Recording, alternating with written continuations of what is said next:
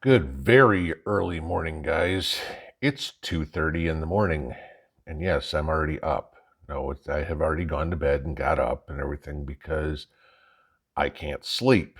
And there's good reason for it. Y'all know I've been sick for the last few days and, you know, pretty much put the brakes on everything I had to do. Fortunately, I started feeling better yesterday, but the work didn't stop. Okay. Fortunately, I was able to get outside and pick the garden yesterday.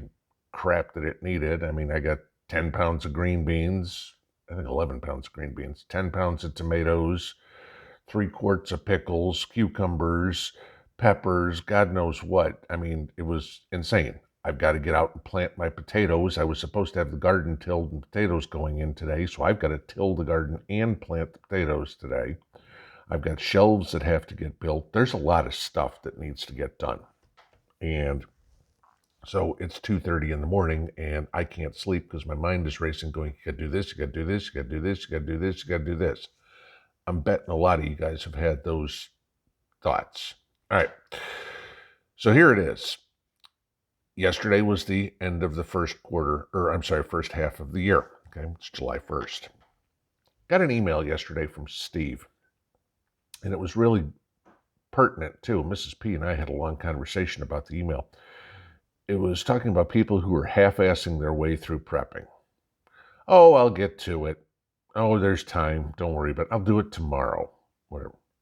A lot of that in every aspect of life. Okay.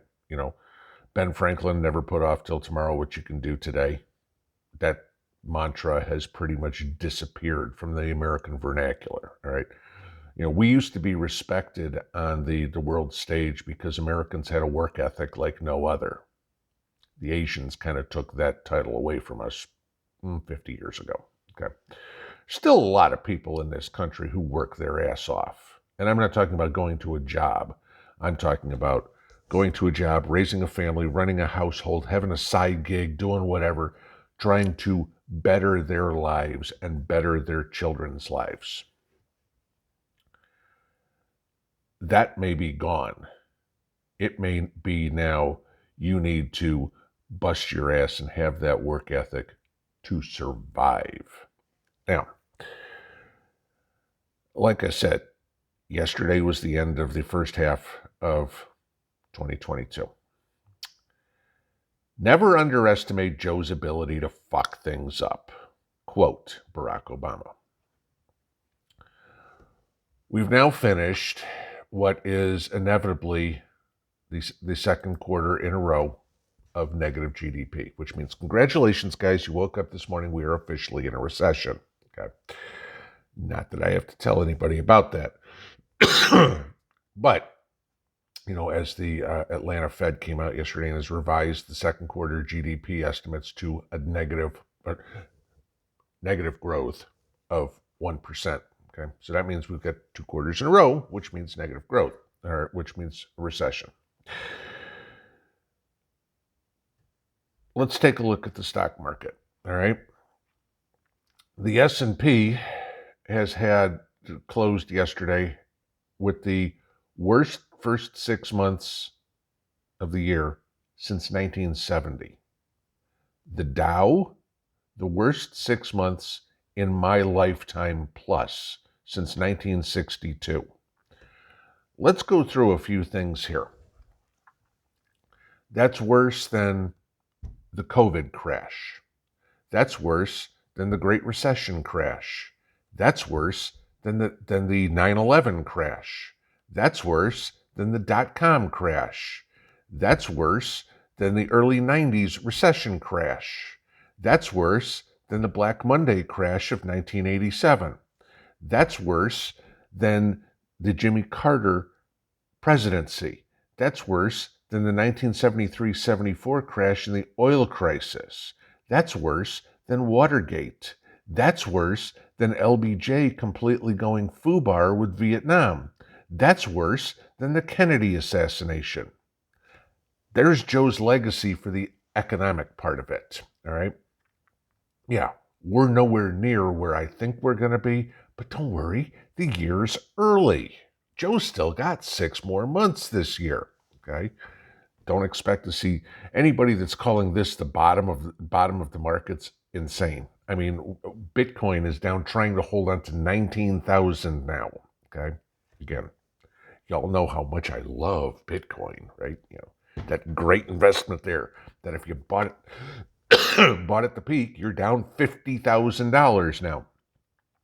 Bottom on Bitcoin right now looks to be about 11,000, and that could get worse. Okay, so yeah, you've only got nearly cut in half still from here. Okay, people who say I'll do it tomorrow, I'll prep tomorrow. Oh, I've got time yet. No, you don't. The economy is collapsing.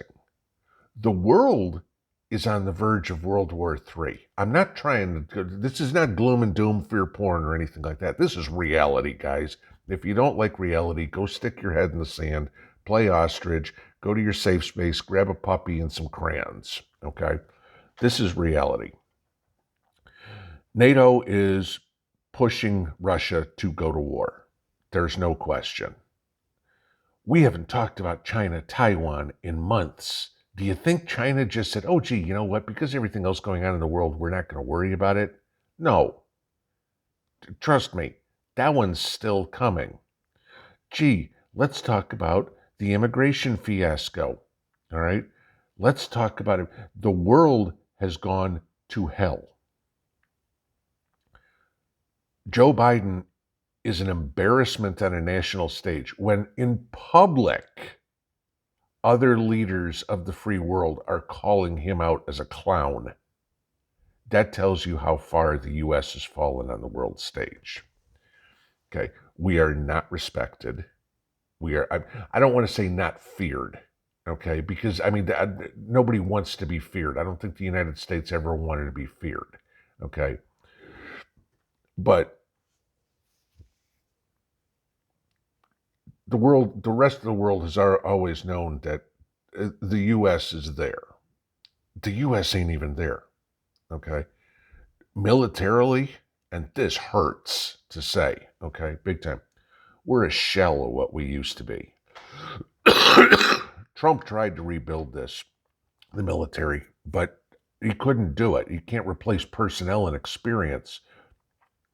But between Obama and Biden, we've got a senior leadership in the military that's more concerned about pronouns and rainbow flags than rank structure and the stars and stripes. Okay. It's nuts. We're sending all this weaponry to Ukraine, and we don't have enough to defend ourselves. Like I said, Mrs. P and I were talking about this yesterday. And I made the comment to her. I said, you've experienced this. No food in the store, food shortages, standing in line for food. She goes, yeah, but I was a kid. I said, yeah, but you have to understand, even though you were a kid, you experienced it. You knew what your parents had to go through to put dinner on the table.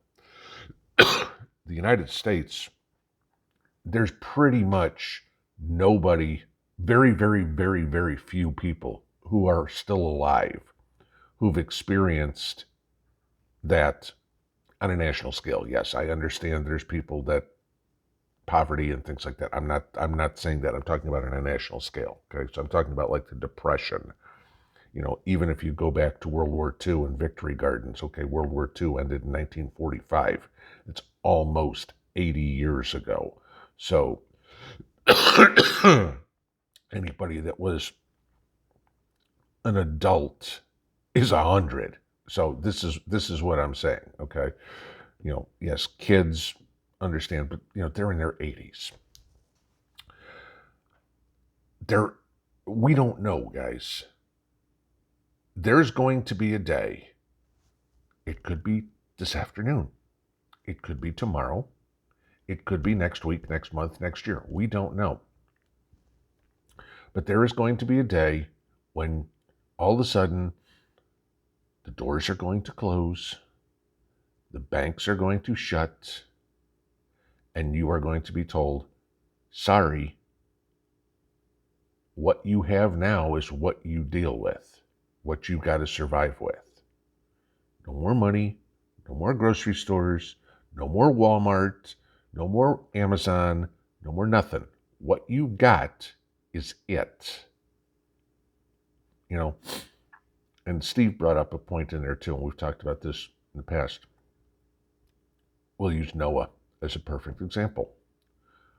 Noah spent over 100 years building the ark, and everybody else looked around at him and laughed and asked him what he was doing, and they went about their merry way, partying and doing whatever, and Noah just diligently kept building the ark and doing what God told him to do, and built the ark and built the ark. And then one day it started raining, and Noah and his family got on the ark, and God closed the door. And all those people who were merrily gallivanting around, partying and just having fun, we're done. We're toast. They might have had a little bit, but, oh, I'll wait till tomorrow. I can do it next week. We've got time. There will come a day, don't know when, nobody can tell you when, that God's going to close the door. Or man's going to do it. Okay?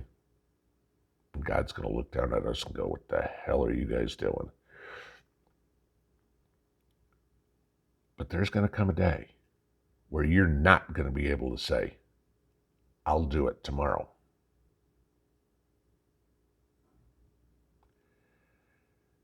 It's 4th of July weekend. A lot of people are planning on having a whole lot of fun. I'm having some of the neighbors over on Monday. We'll do the annual smoke a brisket and do all that sort of fun stuff. Okay? Don't forget to use some of this time and some of this money that you are going to spend this week for something that's going to benefit you long term. When you go out, and I know a lot of people like to do this, I'm not one of them, go out and buy fireworks. Personally, I think it's a waste of money, and it doesn't cost me anything to watch somebody else shoot the fireworks off that they spent hundreds of dollars on. I get to see them too. When you see that fireworks stand, maybe stop in and buy something for your preps. Smoke is a real good thing to have, guys. And this is a time you can get it without raising any eyebrows. Just case in point, something to think about. It's Friday, and I got a shitload of work to do. I'll probably be back, because inevitably there's going to be something stupid that happens that we need to talk about. Have a great Friday. Pinball out.